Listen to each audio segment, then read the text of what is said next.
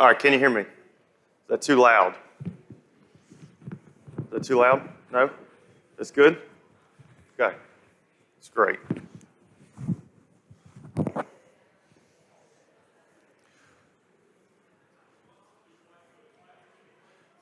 Does anybody know actually what time class actually officially ends? We got to work on this because I don't know when we're supposed to start, when we're supposed to end. Anybody know? Okay, good. We're going to go an hour and a half. All right. I've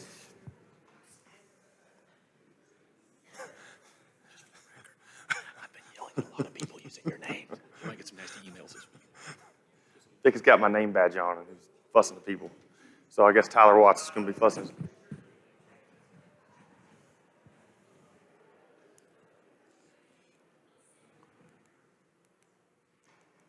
Okay, perfect.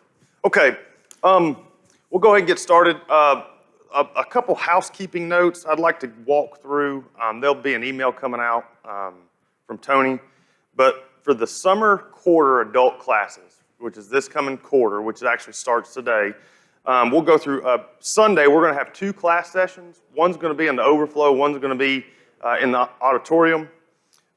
Leonard Lades is going to be teaching in the auditorium. And the title of his study is on the spiritual inquirer. The Bible asks certain questions to us, and he's going to apply those to today's world, like, am I my brother's keeper? Those types of things, studying the scriptures and how they're applicable today. In the overflow class, Brian Adams and myself are going to be teaching on building the 25-year-old Christian. And today, that's really what we're going to kind of get into. On Wednesday nights, Chris is actually going to continue for the month of May, and then we're going to have our summer series starting in June through August. So that'll be coming out from Tony this week. So as we get started, I think this is, I'll first of all say, this is not a parenting class. Would not say that I'm a good parent. My wife is a good parent. I would not deem that I am a good parent. There are probably many in this auditorium who would agree with that statement, Sean McNichols. So this class is really intended to look at the next generation. Okay, you look around this room and think about the next generation. Okay, maybe you have some kids, maybe you have some grandkids that are truly the next generation. This class is to try to equip them to be faithful Christian leaders of tomorrow's church. Saw a statistic the other day, and it caught my eye. 3 out of every 4 children that are involved in a Protestant-style non-church-related program leave the church. That's 75%. Okay? That is a very, very, very alarming statistic.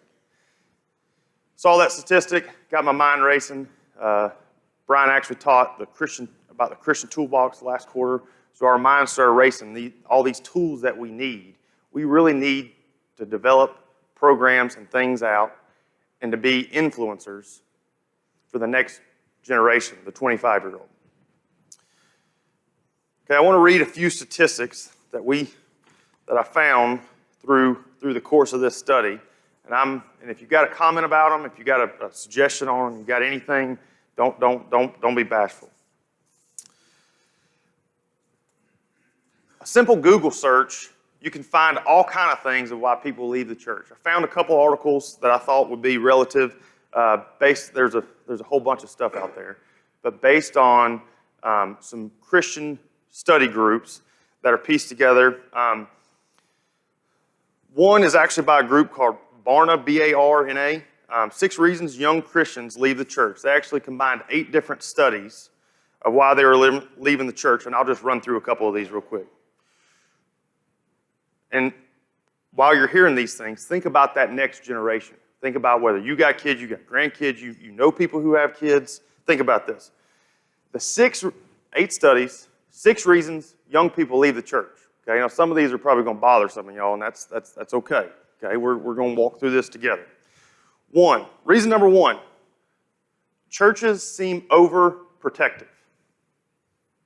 How much of their experience of Christianity feels stifling, fear-based, risk-adverse? Christians demonize everything outside of the church. That was said by 23% of the study. 32% said other perceptions in this category include church ignoring problems of the real world. My church is too concerned with movies, music, and video games versus focused on me. Reason number 2, teens and 20-somethings experience of Christianity is shallow. 1/3 of people studied says church is boring. Another third say that the Bible is not taught clearly or often enough. That was something that was interesting. 1/3 of the people studied said, sorry, I just read this again for the couple times. The Bible is not taught clearly or often enough. Wow. 39% of people studied said, God seems missing from my experience of church. Reason number 3, churches come across as antagonistic of science. I thought this was very interesting. 39% of people say, children studied, says Christians are too confident they know all the answers. 3 out of every 10 young adults with a Christian background feel that churches are out of step with the scientific world we live in. Christianity is anti-science. 39% of kids said Christianity is anti-science.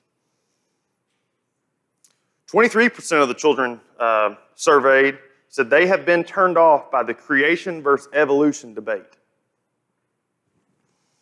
Okay, reason number 4, young Christians' church experience related to sexuality is often simplistic and judgmental.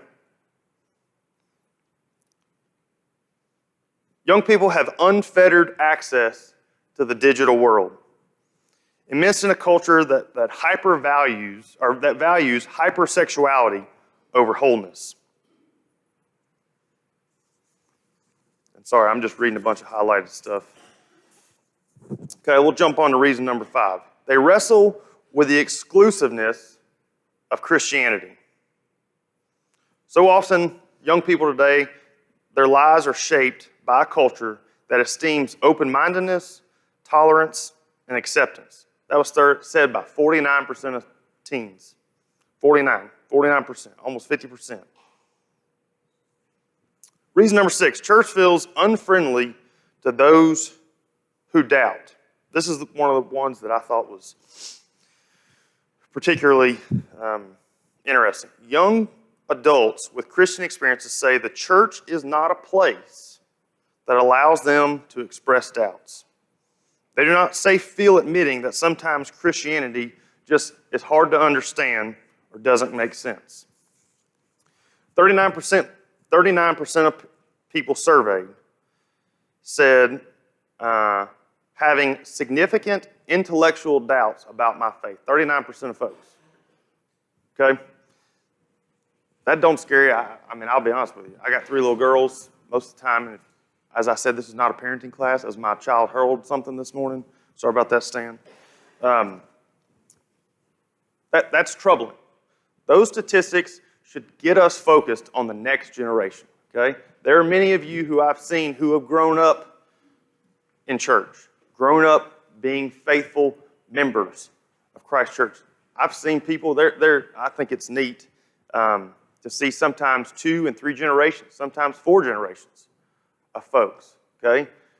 For us, I want your mind to think about what worked in those scenarios. Doesn't mean it's going to work for everybody. Doesn't mean everybody's right or wrong, okay? But our intent for this class is to build and equip the 25-year-old Christian so that he remains faithful to God, okay? Anybody questions, comments about any of that so far? Okay, now I'm going to force you to talk to me. Okay, here we go. So this is the, anybody seen this? I know some of us in our class. Anybody ever seen this? Okay, saw this, somebody showed this to me, and I thought, 75% of kids leave the church. Uh-huh. Okay, sure.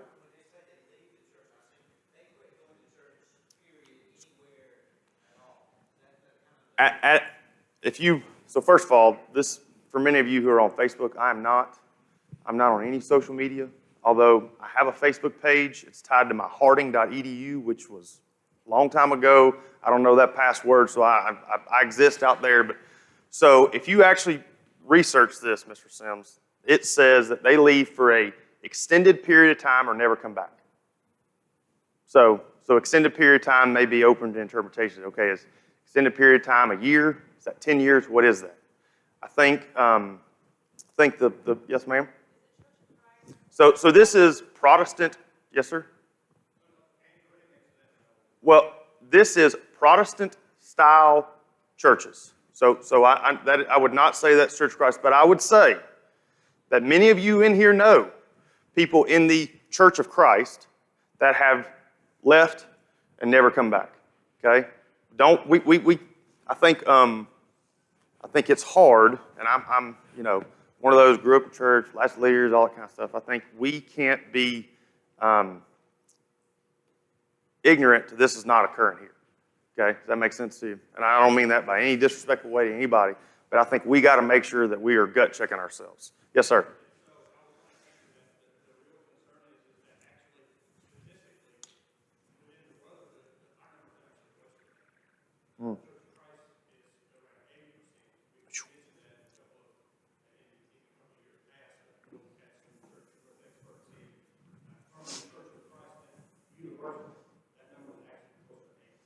Okay, so he just confirmed we got to be looking ourselves in the mirror. Okay, one of Tyler Watts' things, hardest thing to do as a human being, look at yourself in the mirror. Okay, because I can tell you about everybody else's problems, but guess what? I don't want to talk about mine. I do not want to talk about my problems. Okay, second hardest thing to do is once you look at yourself in the mirror, realize you got a problem, you got to do something about it. Okay, you got to get up and go. Okay, Proverbs 22:6 says what? Train up a child where they should go when they're old, won't depart from it. Okay? Many of us know that. Okay? That is what this class is really premised on. Okay? One of the lessons, and I won't try to jump around too much, is about the Prodigal Son. I think the Prodigal Son is such a fascinating story. We all know about the son does right, leaves, comes back, but I think we'll take a study in how they were received. What did the other brother do? Okay, I think those are all very critical things as we try to study. So let's jump in here. Yes, sir. The co-teacher has a question. Something you and I talked about, as opposed to just thinking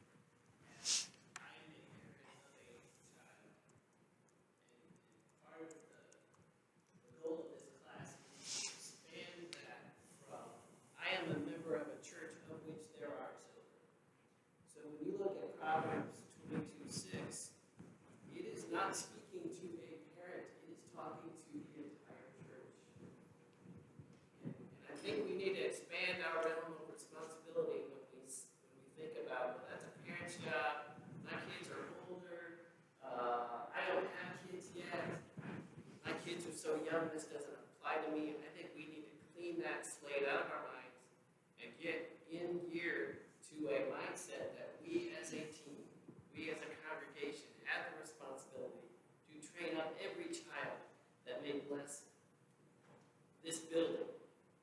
So, that's part of our goal is to try to shift that mindset. To be thinking that we are, if there's 25% leaving and my child is staying, great.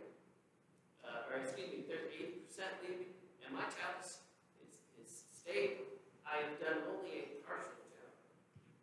Because it's also my responsibility to make sure that I am helping to retain the 80%.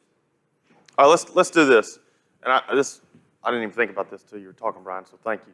How many people, I want you to raise your hand. Don't just do one of these. I want you to raise your hand. How many people do you know through the course of your life that left church, I'll use that in a broad sense right now, between the years of 18 and 25 years old? How many people know of somebody who has left church? I think we would all be, look at that. If you don't think this is an important topic, look at the hands around you, okay? That is a thing that we have to focus on, okay? Yes, sir. Hands-on example of what Brian just said. Suzette and I have two grown kids that now live other places, worship other places. They look forward to coming back here to see individuals that have an impact on them when they were here. They've even said at other churches they've been, oh, that person is like such and such. I remember from Peachtree City. And so, yes, we all, every one of us, don't just have a responsibility to be impactful for our own kids' faith, but to look out for those other people and maybe give ourselves the personal goal of being that person that kid remembers when they go off and go somebody else that can be a positive influence on them. Okay, thank you. We'll come back to that one second. So okay, I know I've been talking really negative, so we're going to try to flip it here, okay? Sorry, I know negative Nelly here. Okay, why did 25% stay? Okay, and for those of you who may, I'm getting to where I can't hardly see these days either. Okay, number one says, they ate dinner 5 of 7 nights a week as a family.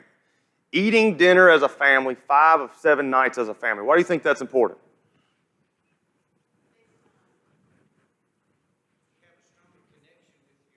Okay. What were you going to say? Actual FaceTime, not through a screen, right? Okay. Why else? Why do we think that's important? Yes, sir. Okay. You can pray as a family. Okay. How big is that? Yes, ma'am.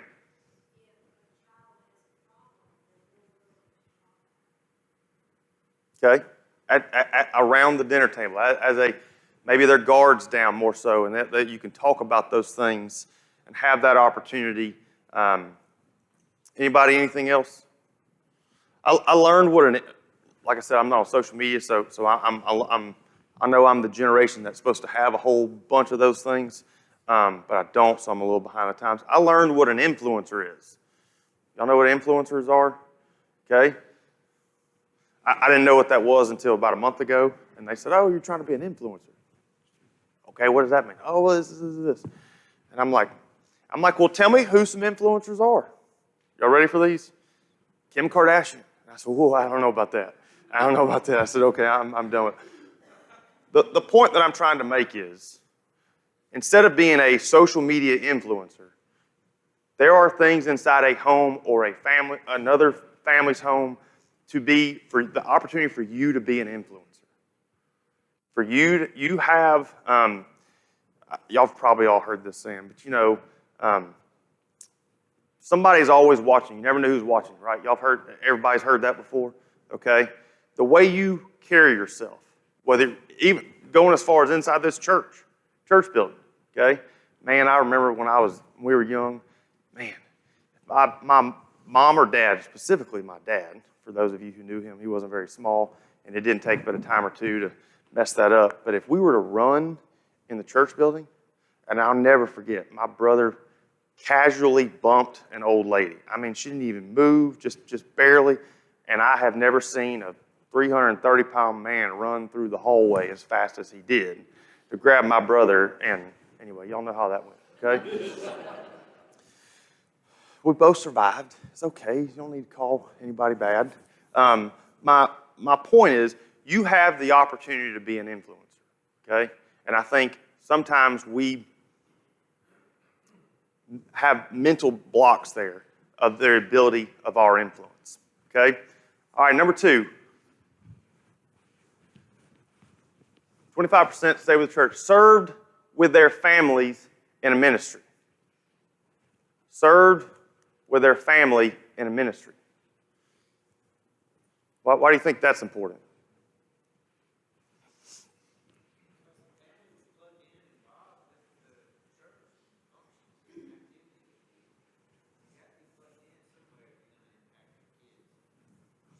Okay, one of my favorite books in the Bible is James.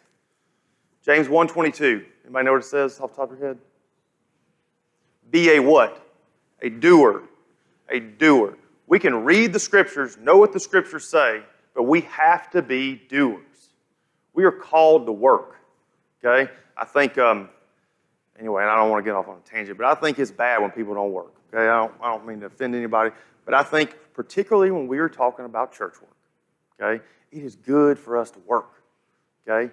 And obviously, going back to the influencer statement, okay, when your kids see not just you doing work, but they see their friends' mom and dad doing work, the impact that can have is huge.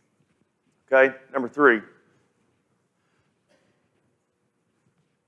Had one spiritual experience in the home during the week. What do you think that means? One spiritual, what was that word? Experience.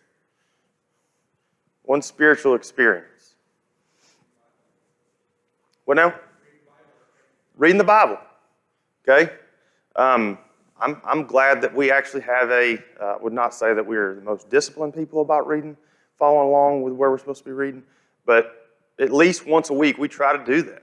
We try, I have to give my oldest daughter credit. She's the disciplined one of the family. She wants to know what day of the week we're going to read. Especially when Daddy's gone, she'll let me know about that.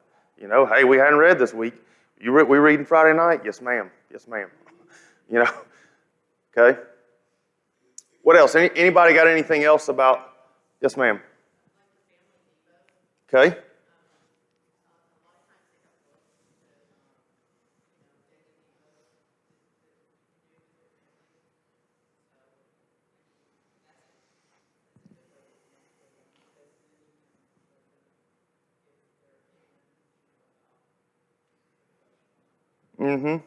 Thought-provoking things.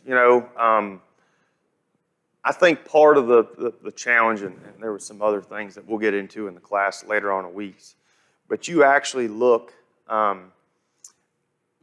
there's an article about making the child's faith theirs versus their parents. We've all heard that before, okay? Where is the ownership of when they start taking their faith as their own versus their parents? What point in time that is? I really don't know that. I hope to discover that. But I think that's a good topic you bring up. So it challenges their mind to think, okay, yes, these things happened, okay, in life, and schoolwork, extracurricular stuff, these things happen. What does the Bible say? How am I supposed to deal with that? Okay, I think that's really, as young folks, that's what we're looking for.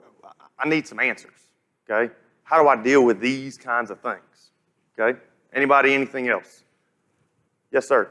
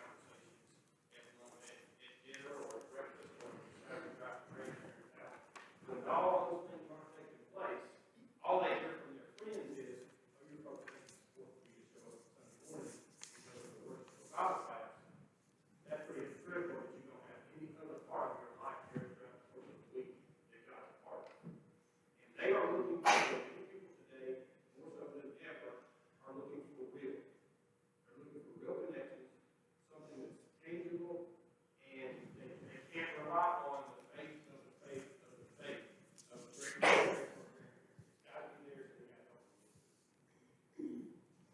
Yeah, I was actually trying to go back and read one of the things that you talk about, phrase, being real. Oh, I like them because they're real. We think that teens, the reason number 2 in the article we read, the experience of Christianity is shallow.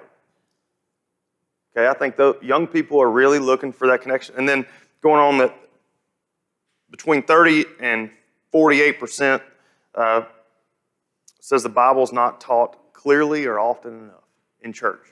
I mean, I keep coming back to the church is boring, and the Bible is not taught clearly or often enough. Okay, they're looking for those things, and how do we guide them to the Scriptures? Anybody, anything else about that one? Yes, sorry, go ahead.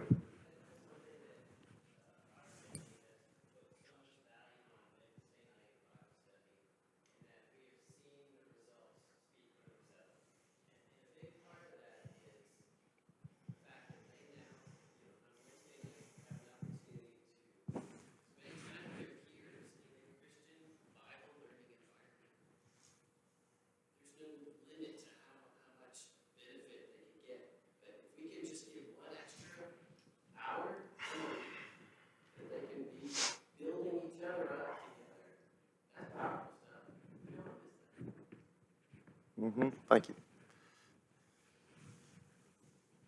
Anybody, anything else? 5 out of 7. I mean, it's also, if you let it, it can get very routine. But a prayer before dinner is something pretty much, I would say, everybody does. But to get them engaged in prayer, which is that spiritual event that they need, we all need so desperately, is to not have a routine, but actually call members of the family to say that prayer and to talk about things they should incorporate into the prayer and people or events or whatever needs to be prayed for. In order for them not to get into that same prayer routine, but to actually think about the prayer and build it not only. And that's 5 chances right there to have a spiritual event as a family. One of Stan's lessons a couple weeks ago talked about, when they were all bringing the children up to Jesus, right? And what Jesus talked about with the kids. And I think because children have a pure heart. They hadn't had the opportunity for us as adults to try to mess them up yet, okay? Or other adults, okay? Kids are pure. Their hearts are pure. And when you listen to, I think one of the coolest things is listening to our kids pray. We pray for all kinds of stuff. All kinds of stuff. But when they have that moment, and they pray for somebody else here, you think they're not listening to you, okay? Sorry. I don't know why I got emotional. Because that spiritual experience of them praying for somebody who needed it, who knows that they love them, okay? I think that's the power of prayer is so amazing. And I'm thankful that Jesus created prayer, okay? So that we can listen to our kids pray, okay? Because our hearts get hard because of all the junk in the world, okay? Word, bills, all that kind of stuff gets in the way.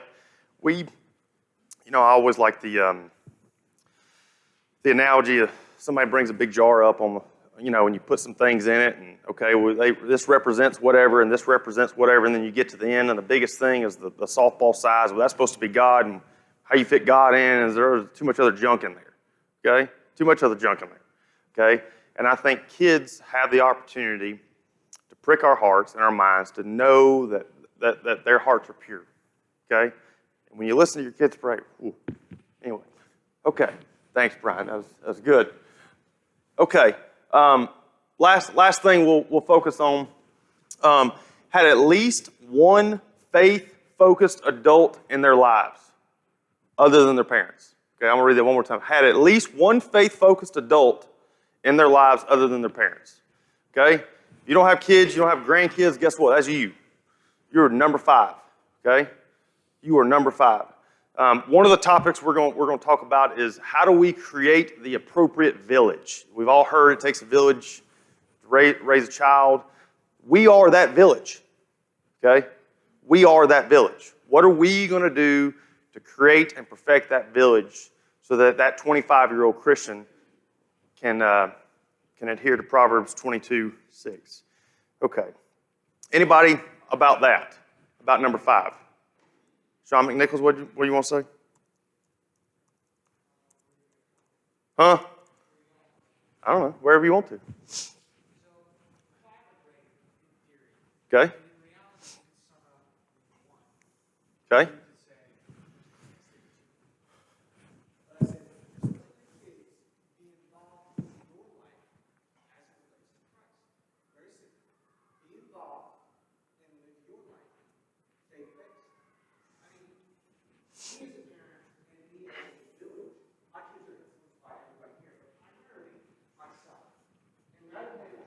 All these ways to get them to be intense parts of this thing.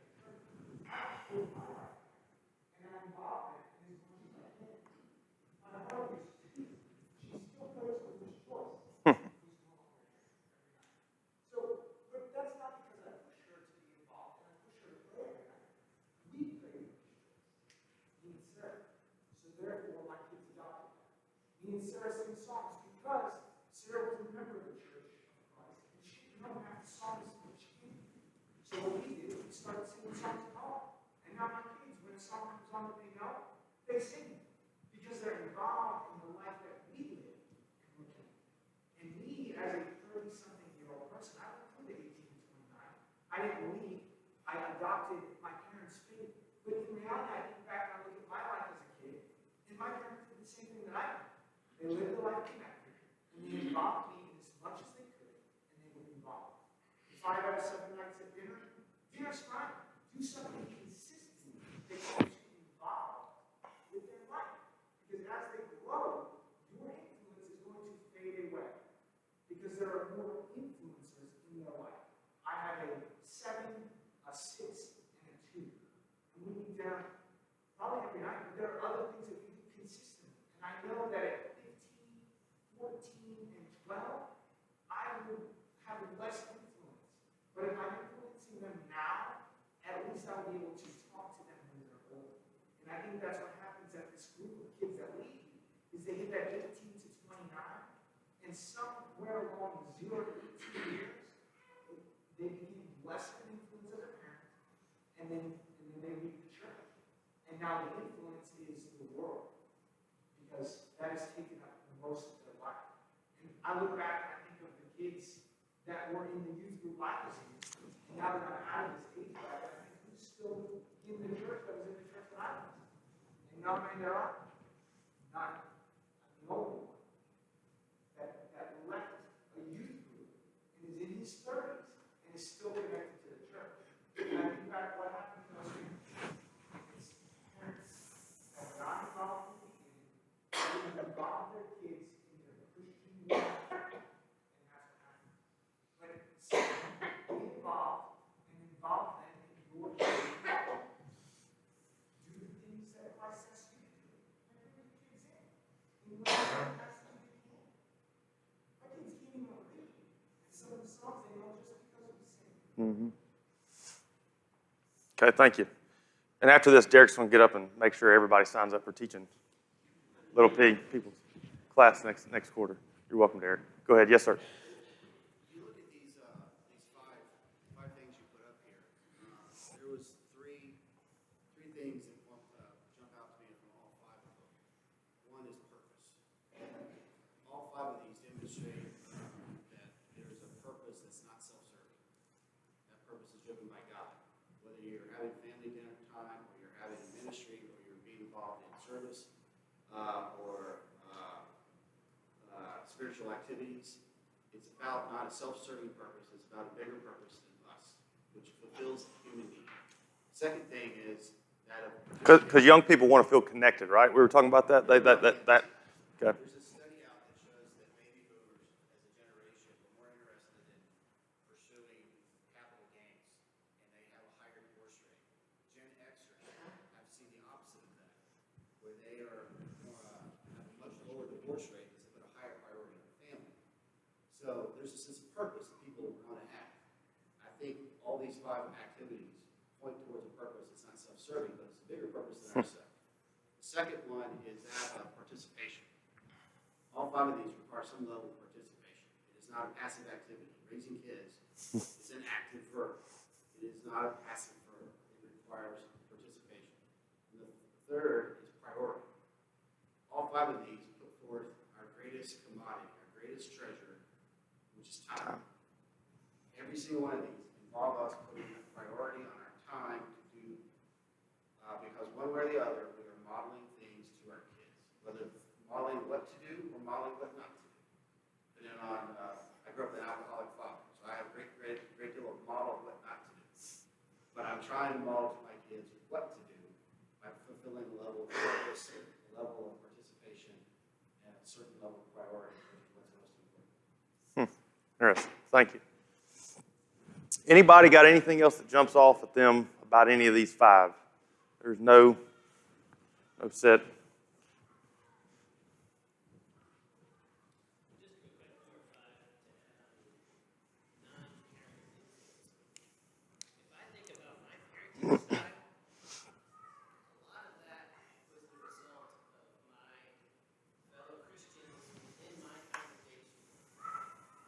Already successfully raised good Christian children. So if we're going to think on a next generation level, part of the success that we have as a church is not just our individual children. It's the sharing of the information, the techniques, the discipline methods, the encouragement, the training, the study, all of that is information that we can't just contain to ourselves. The next generation requires us to share that with each other, which I think is one of the great reasons why this class is going to be so valuable, why we need more of it. I thought about something around this. Look at those statistics. If kids that fell away, that's part of that 75 or 80%. If their engagement with their congregation was mom and dad being in the worship service, and that was it, what do you think the likelihood of them being part of that 75% is? When the kid gets older, and those of us that have had old kids remember that, and they get more freedom. Maybe get a driver's license, they start driving to school, they start driving ball games, practices, all those things. But we never choosing to drive to the church activity. Where are we? So before they get there, we need to be setting that priority to where they're not just going to church on Sunday and maybe even on Wednesday, but they're making choices involved in those activities. And the other thing I thought of while we were having this conversation is Matthew 13, parable of the sower, because I believe it's very applicable to our children. You think about, we want to create our children as that type of soil. You're not going to go into the pear, squeeze it out, ball games, activities, and things like that, or that the soil is not deep enough that the word can take root. But we need to make sure that we're creating not just for our own kids, but the kids of this congregation, that they're that good soil that they can produce. Okay, thank you. We're going to conclude here in a second. So I hope that y'all have understood this morning the importance of this topic, okay? Us as a congregation. So what we'd like to do is I'm going to kind of outline the way the class is going to go. And the first really is the design phase. We're going to try to, together, we're going to create a plan that can help you as an influencer, as a parent, to help influence your children to keep their hearts soft for God. The second thing is understanding obstacles. Obstacles as a parent, obstacles of the child, and obstacles of the church. And the last thing is going back to James 1:22. Doers of the word. What are the things we as parents, as influencers, as grandparents, that must do in order to keep our children focused on Christ? And the question that I'll leave you with this morning, are our children not worth it? Are the children we see every day, are they not worth it? Is the next generation of this church not worth us focused on this? Yes, sir?